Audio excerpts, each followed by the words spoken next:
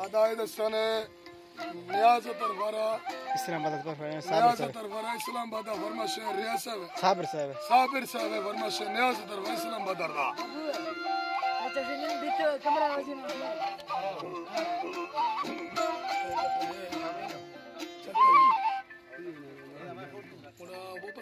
दस्त में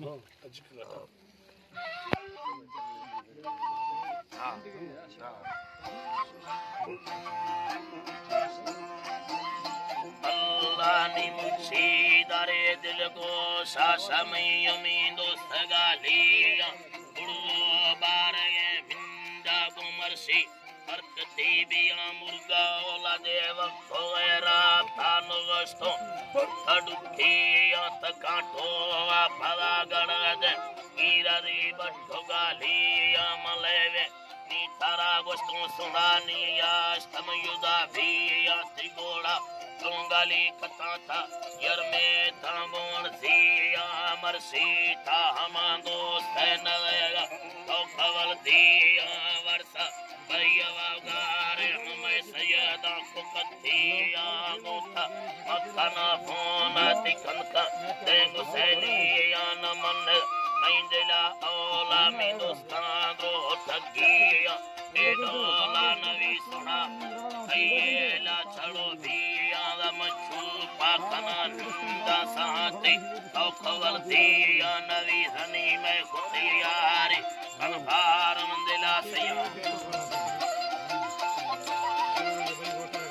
दिला सैया तालर पवरादरे ताए मरी दुकांगो रजाइया भरियो दुगाटी पुरारे आवरना यांग सेनिया दाड़ी शाहिरो सुरी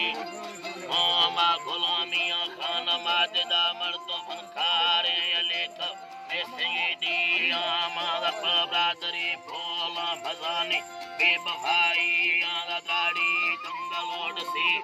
मशेरा तैयार बियाम पीर का संग तेरा खान सेना बंदुटी तेरा रोमा दंगलो ईरा नदुआ या शवे बिया गाड़ी या गहान दोंबा को पीर चिकुमीनी या बस्ता देवरा खड़ खामी दो सर कच्च कोटिया मुगराडी तैयला दा हमें वसे कंदगा तैया रवादी ब्रादरा अगा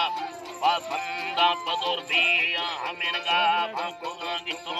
शिका बेड़ी कहानिया डाली बकुड़े बुका सुना रखा लड़म कुनिया हमेनगा कोठगा फादरी संपोरे थलाचिया सिया दयुआए मर्दुमाजी बानी सोना ज्ञान साहिया दयुआए मर्दुमाई बा सोना में ज्ञान साहिया नईंदा कई थड़े मिंडे मुर्ग मंडे या फिरे सिया मोहब्बत लालच खेल हर का हील पैया नवा सोना मना फिले औलमा इश्क ठप्पिया दिल में सोत को आसी सगर छर्रे ठगिया राजमा मोहब्बता मनल फिरे न औल बधिया मिंदा वाय दादा मग पीर तगन थिया मोहब्बत बीगु यखिया मंदा को जिंदगा थिया तारा दे बार के पीर नवा बरवे गुदुमिया बरवे गुदुमिया हैरा लोट सोना हमदो आज योकिया मंगिता मोकल चुम्मी कनोदी बंद त्यारिया मगर तो सिंधुड़ी लफा खान गिटन सार कुड़िया इमरा शाहिर टी पाद मरजानी थवाइया न दोस्त हैदरो धन पारत दास साजिया हजार का मंगलो सुबाग मायु मैं फला बिया हमें ताल साजवानी हमें हम सरो सैया हमें बस को शहरा मुलाकाता पलमंगो हिया तियमी अल्लाह